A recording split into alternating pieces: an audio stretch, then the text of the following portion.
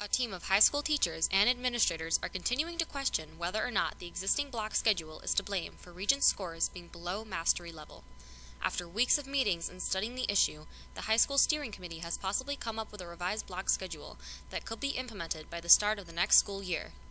We have struggled in the area of getting more students to mastery, which students at mastery have been shown to perform better once they leave us, whether it's in college or the workforce or the military or what they pursue beyond high school.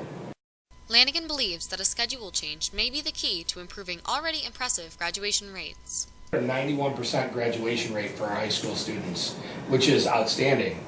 So when you get to 91, to get to 95, you know what I mean? And now it's a little harder to what is it that we need to do to continue to get more students to graduate, because obviously our ultimate goal would be to graduate everybody.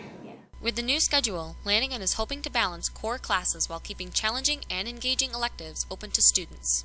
Things that we have to be mindful of. We do a lot of project-based learning. We have a lot of courses that are hands-on, a lot of technology that's integrated into what we do. So what's the right amount of time to be able to maintain those programming opportunities? Making sure that our schedule is flexible so that students have access to all the courses that they want to take, and maintaining our robust electives, because we have a lot of electives and a lot of great opportunities, so we want to make sure that we're maintaining that for students. So how are students reacting to the new schedule? Junior Jennifer Babcock weighs in on the issue. Skeptical, because changing an entire schedule that I've been used to for almost 3 years now, that's kind of big. Although many students have praised the new schedule, a number of students have expressed their concerns, some of which being earlier start times and having less time to spend with friends.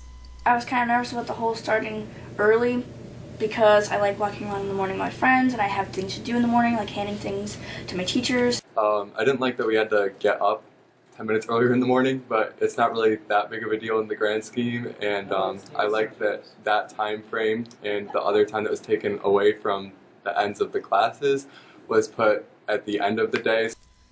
Despite some students having doubts about the new schedule, a number of students have made positive remarks.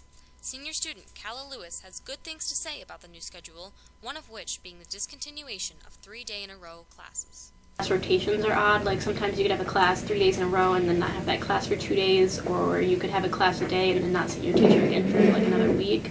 So I think they're trying to get a consistency in the schedule.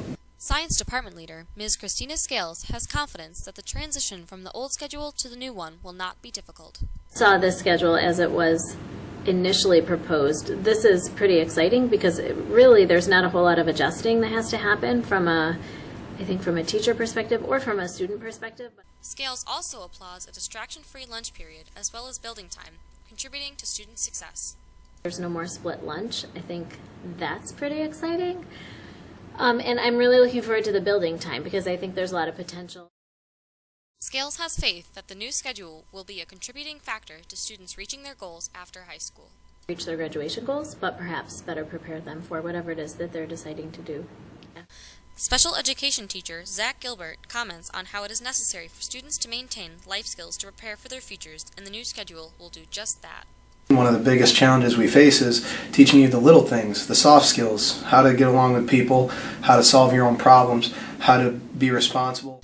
For some students, the transition may not be so easy. Sophomore Shea Capoletti and junior Taylor Silva find the new schedule may be difficult to transition to. Getting used to this schedule, but I think it will be pretty easy once we kind of get into it. I think it'll be really rough because personally I know that change for a lot of kids can be really difficult. And I know that there will be 3 separate years of kids coming back and having to change their entire school routine. For Eye on the Tigers, I'm Shannon Michaelis.